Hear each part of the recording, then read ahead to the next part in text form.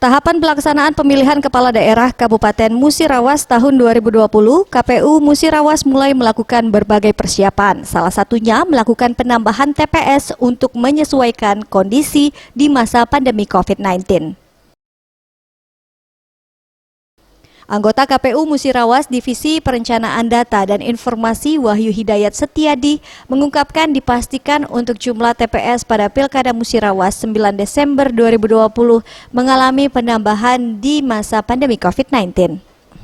Di mana jika sebelum pandemi jumlah TPS 606 kini bertambah menjadi 690 TPS dan dimungkinkan akan kembali bertambah disesuaikan dengan kebutuhan geografis wilayah dan direncanakan akan ditetapkan melalui pleno KPU 15 Agustus mendatang.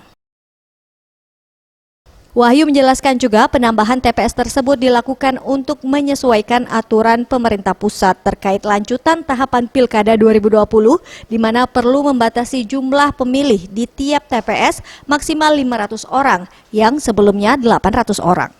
800 itu kita merencanakan 605, yang sekarang kita merencanakan 690, tapi juga kita masih mencoba bersurat ke mengajukan permintaan ke secara regulasi itu bisa untuk melakukan penambahan TPS, mengingat